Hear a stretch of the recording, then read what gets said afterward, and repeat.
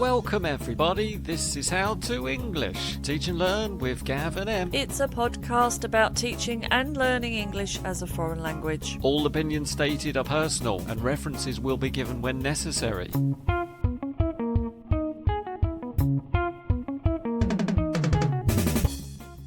A, B, C, D, E, F, G, H, I, J, K, L, M, N, Gav.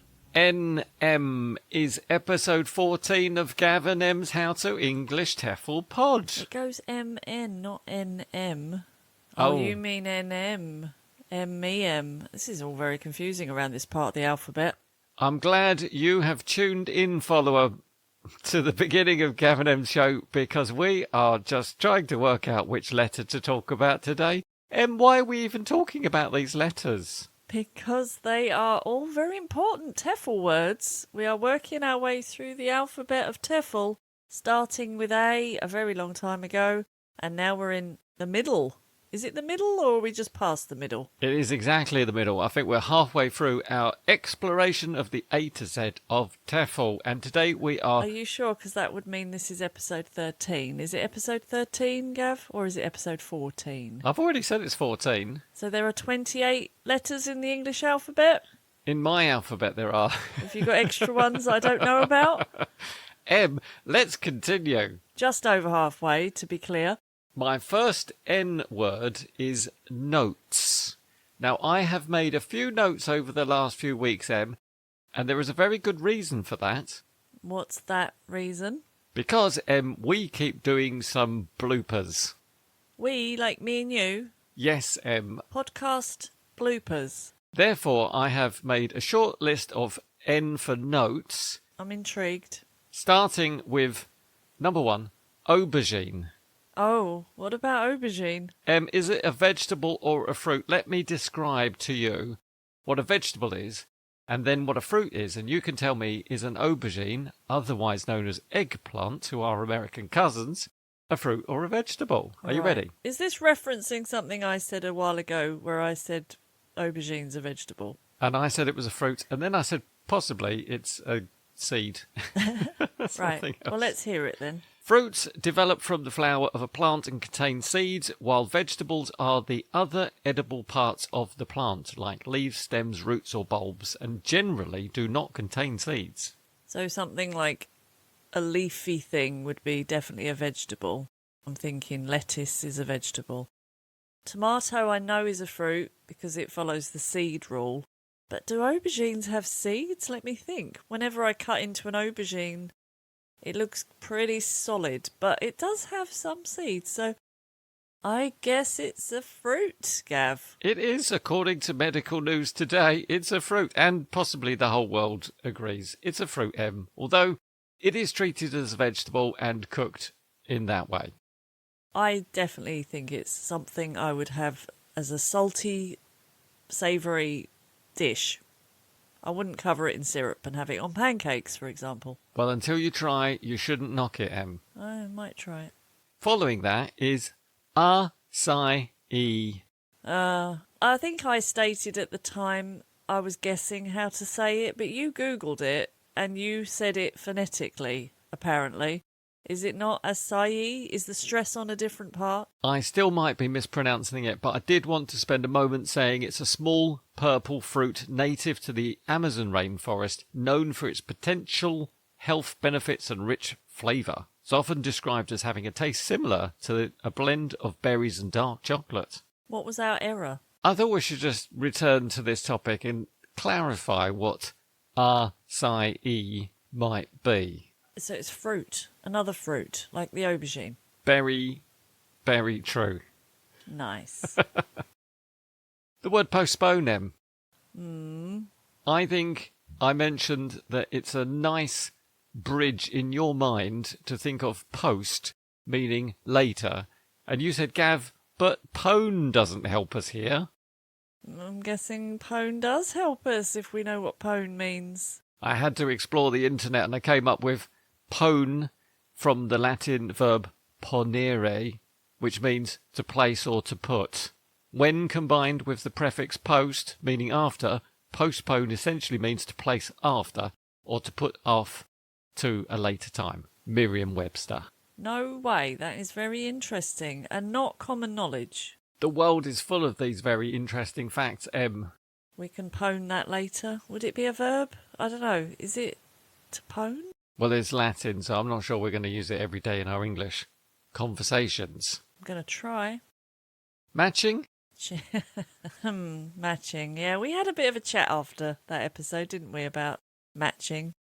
Because I seem to get a bit fixated on the pelmanism part of matching. Pelmanism is that activity under the umbrella of matching where you might match some words or pictures. As a kind of game, pair game, flip over the cards. Is it the same as the one you're looking for? And you follow that kind of rule. So could I ask you that question again, Em? Do you do matching in your classroom? I do matching all the time, Gav. Matching is a definite TEFL staple. It's a staple, absolutely. So I think when you said matching, I wasn't thinking A goes with F, B goes with C, that kind of matching. I was literally just thinking of playing the game of pairs, which we know as pelmanism in the TEFL world. Talking of matching, Em, you would not believe how often B came up during today's lesson as the answer. It was getting weird. And the students are all really confused because they think of a law of statistics, it's not going to be B again. But it was. Gelato versus ice cream. What? What about it? Which has less milk fat? Gelato. Which has less air? Ice cream? Gelato. Really? Okay. Which is less cold? Gelato. And which has a stronger flavour? Gelato. And it's got a cleaner mouthfeel. That is it, because of the less milk fat contained within that uncreamy dessert. I was right then. This isn't a mistake I made. I think I said they were very different. Without describing how. Okay. That's the end of my notes. I just wanted to check that we are sticking to the script of truthfulness. I like it. I think now we're more than halfway through. It's a good time to clean up any mistakes, clarify any confusion, and do a bit of housekeeping, Gav. That is nice. Housekeeping done. I also had notes down as a topic, but I'm going to skip now. I think we've done enough of notes. It can't be any better than my notes. Definitely not. But notes are very, very important. Teachers and learners, make some notes, keep them safe, whether they're digital or real. And use them whenever you need to refer back. Don't just file them away somewhere to collect dust. Keep looking at them. Keep activating your memory. Gav, my first N word is nuance. It's a nice word, isn't it? Nuance. It's a beautiful word. It may come from French. It may. There is a lot of nuance in English. We have a lot of vocabulary. We have many, many words that seem very similar to each other. And my students do sometimes ask me questions about the nuances of English. For example, today I was asked, what's the difference between bad and wicked? One is an album and one is a movie. That is true. So you have to think of every aspect of this. Yes. We did talk about the album, actually. But yeah, you have to come up with a very fast answer. So what would you say, Gav? They can both be used in the same way, but I'd say bad was more a general word and wicked sounds cruel and unkind. Okay, yeah. If you were talking about maybe a villain in a movie, you could say that person's really bad or they're really wicked. And an ice cream flavour may be bad. An aubergine flavoured ice cream, for example, may be bad. That is a very good example. I would not like to try that. And it wouldn't be wicked, would it? You wouldn't say it's wicked. Well, this is where I'm trying to stop my brain from shouting, wicked means fantastic. It does, but if you're telling a student this explanation, you probably wouldn't want to come in at this point with wicked also means amazing. And bad means great. If you want to go back to the 1980s. So you got to stay on track. You got to keep it logical for the beginning. You have to say, well, I think wicked is more of, like a evil kind of spiritual thing. I imagine somebody possessed by a demon or something. I'm thinking witches. Witches, definitely witches. And You wouldn't use it to describe a restaurant or a song you heard. That's clear. Bad is more general, I would say, to describe many things. Opposite of good? Yep. Yeah, what is the opposite of wicked? Kind? Maybe. It's not exactly the same, is it? And then you may need to come in at the end with, maybe for slightly higher students, I don't know about lower levels, but to say, yes, sometimes if you hear wicked, like that song's wicked or that DJ's wicked, it actually means cool, really good, awesome. But we can't stop our low-level students from hearing these words used in different contexts then, because they are nuanced. They are. So you may find yourself giving a very long and protracted answer to what you think seems like a very simple question and what the student thinks is a very, very simple question. And before you know it, you're 45 minutes into the lesson and you haven't even started your lesson plan. You're just literally talking about the difference between two words. And then they mention the album and the film. That does help for donkey bridges, which we've mentioned before, or mnemonics. That was very nuanced. N is for next, Gav. I've got some negative answers. Oh, I love negative answers. Students struggle with these, don't they? You love it because they struggle? No, I don't love it because Are they you struggle. wicked, Em? No. Maybe a little bit. I just like practising negatives because I think it's really important to practice every aspect of grammar. I still might use a negative form even to express something positive, Em. This sounds very nuanced too. Gav, I think we need examples. Ask me how I'm doing. Gav, how you doing? I'm not too bad. Yeah, okay, I get what you mean. And as I like to combine multiple elements in my activities, I'd like to reference S.R. Schmidt, A. Ziv, and Wanzer, Freimeier, and Irwin, all academics working in the learning and memory field. They all suggest that humour can help us recall language better.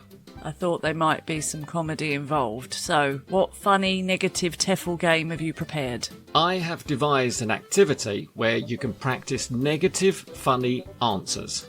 And what's more, you will have the opportunity to personalise your answers. What else could you ask for from an activity on Gav and Em's How to English Pod? You just need to answer my questions negatively and then complete your answer with your own idea. Is that it? Sounds easy. Let's give it a go. Here's my first question. Do you usually sing to your houseplants before work? No, I don't usually sing to them. But I don't ignore them either. Nice. You gave me a negative answer to my question, Em. Well done. And you added a little personalised answer. Here's our second one. Are you chewing on a shoe right now? No, I am not eating or chewing on a shoe right now. But I'm not against trying edible footwear. I would definitely try some of that. My third one is, have you ever called your boss mum or dad by accident? No, I haven't. But I'm not saying it's never going to happen. My last one, did you wake up this morning in the middle of sending an email? No, I didn't wake up sending an email. But I can't say it's never happened in my dreams. Oh, Em, you're having anxiety dreams. Possibly. Em, why does it work? This activity works because you are practising negative sentence form, like have you ever, with the answer no, I haven't, etc. You get to personalise your answers, which is always good. And you also sneaked in a bit of humour and personality, which makes it memorable and funny. It's a win-win-win. I think you gave some very good negative sentences. It's definitely giving students exposure to the grammar, and then you can go through the answers honestly, and if they're yes, then it's fine, but hopefully there'll be a few noses. And hopefully there'll be a few no's in there as well, so they can practice the negatives. N is for No, actually. I thought the word no was interesting. Another no. Hold on, we've just done no. We have done negatives as grammar, but the word no is a very powerful word, isn't it? And I've tried to explain to my students that in English, especially British English, the word no is not actually used very often. It isn't.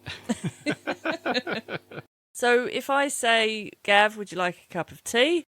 And you actually don't want a cup of tea, how would you answer? I'd prefer a cup of coffee. ko-fi.com. How to English Pod if you want to send us some love in a cup. That's nice. So anyway, coming back to it, yes. If you want to say no, because I'm asking, do you mind if I open a window? No, I don't mind. That means yes. So when you say no in that situation, it's yes. But if you actually don't want me to open a window? Please don't open the window. Okay, you've got a negative in there, but you're not saying the word no. What if I said, let's go for a walk? It's very cold outside. What if I said, can you help me do my homework? Maybe later? What I'm seeing is a pattern here. You're not saying no. I can't say that word. It doesn't work. It can't come out of your mouth. So understanding that as a student is actually quite hard because you might be hearing words that sound like yes. Gav, would you like to go for a walk? I'd love to, but I can't. That does almost sound like a yes, doesn't it? Would you like to go for a walk? I'd love to. Maybe that's where the student stops listening and thinks, oh, I'd love to. That means yes. But I'd rather sleep. Exactly. You have to listen to what comes after that but. These are strategies, kind of nuances again, isn't it? But this is something definitely worth dealing with because there are many, many ways to say no without saying no. Yes, but. Yes, but. And just so you know, Gav, there's nothing wrong with no, but it is very powerful. If I said, would you like to come with me and walk my dog? If you just said No. it sounds really hard, doesn't it? It's quite strong. It doesn't sound very polite. I don't think I'd say no. I might shake my head. I might say, not now, I'm a bit busy. It's softer, isn't it? It's a softer no. But ask me again later. I might have some more free time. That's a very soft no. That's giving me a lot of hope, that is. But if you understood British English, you'd know that means, no, leave me alone, don't ask me again. Exactly. That is it. Have you got another one, Gav? I've got another N, and the N stands for nominalisation. Nominalisation. Nominalisation. It's a lovely word. What does it mean? It comes from the word noun, Oh, does it? which in Latin is nomen. I'm speaking a lot of Latin today. I must apologise to anybody who speaks Latin. And it refers to turning verbs, adjectives, or clauses into nouns. Here, we are using it in academic, legal, and business English to make our language more formal or abstract. And in English, that means what? Transforming verbs, adjectives, and clauses into nouns. Have you got a fun game for us? No, but I have got a long list. Would you like to transform these words for me? Oh, I love long lists. They're my idea of fun anyway. Yeah. Let's see if you can get there before the followers, Em. Followers, are you ready? Yeah! What am I doing? Changing them into what? Nouns. Nouns. They're all going to be nouns. Okay. Let's do it. Allocate. Allocation. Assimilate. Assimilation. Conceptualize. Conceptualization. Differentiate. Differentiation. Differentiate. M. Differentiate, Gav, is a verb. Yeah. Turn it into a noun for us. Differentiation? Oh no. Differentiation. Legitimate. Legitimate. Wait. Legitimate type. Oh, this is hard. Legitimization? Yes. Prioritize. Prioritization. Wait a second, I'm going back to prioritization. So priority is not the noun, it's the ation we're doing. We've got a lot of Asians going on here. Right. Asian as our suffix. Right. Stabilise. Stabilisation. Justify. Justification. Utilise. Utilisation. Mediate. Meditation. Mediate.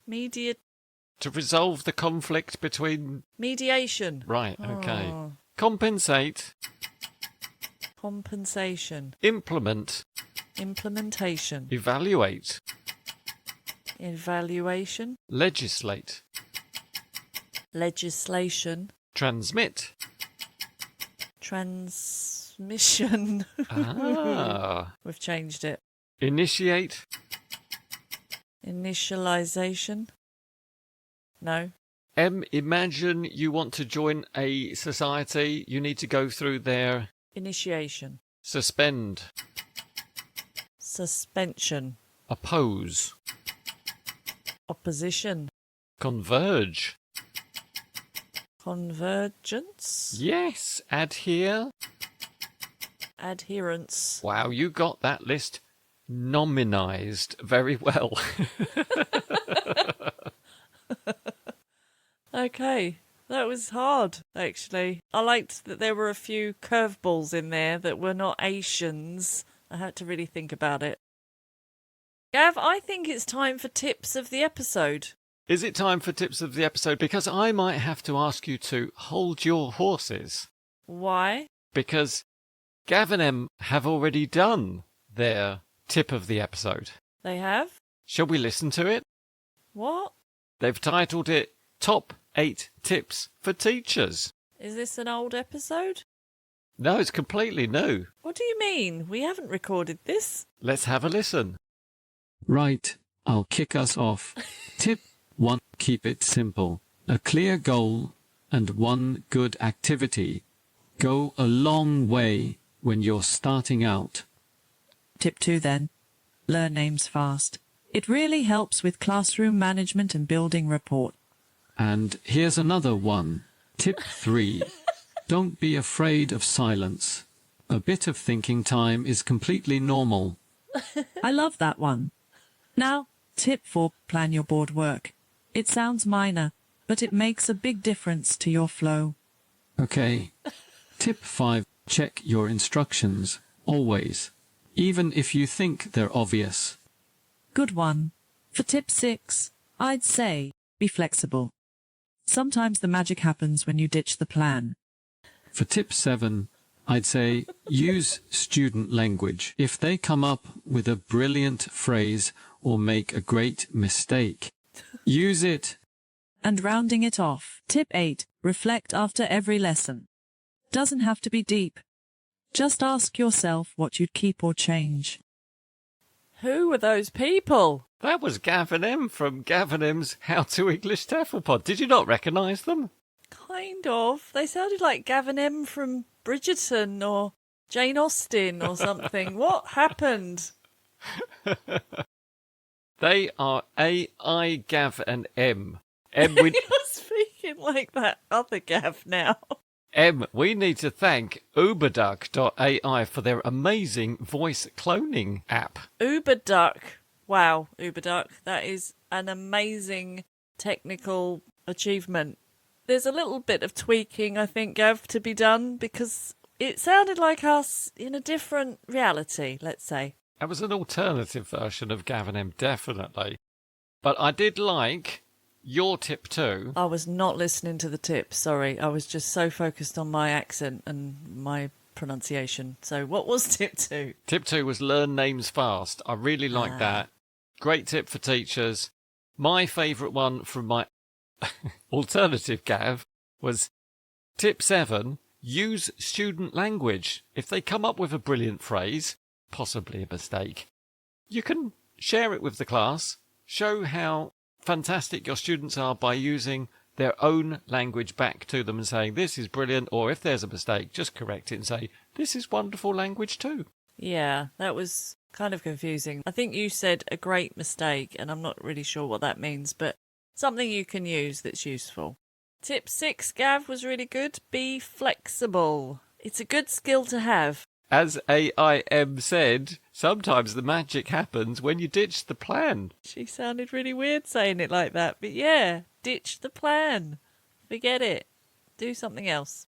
Discard, perhaps. That kind of M would have said, discard the plan. But this M would say, ditch the plan. How did you actually get the tips to be generated? I used AI. So you asked AI to generate 8 tips for TEFL teachers and say it the way we say it. Yes. Wow. So you didn't even have to write the tips. No. They're not really Gav and Em's tips, are they, Gav?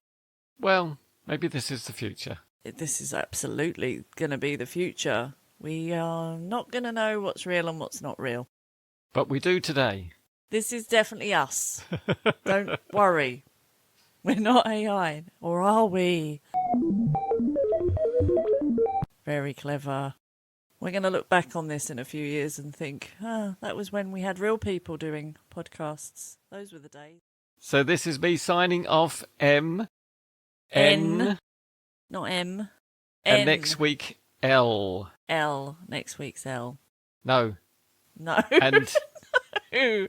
and next episode is O. So this is me signing off, M. This is the real me. This marks the end of episode N. And next episode is O. Next episode. Okay. Bye, Gav. Bye-bye. We got there in the end. It will come out in the wash. What are you going to do with that?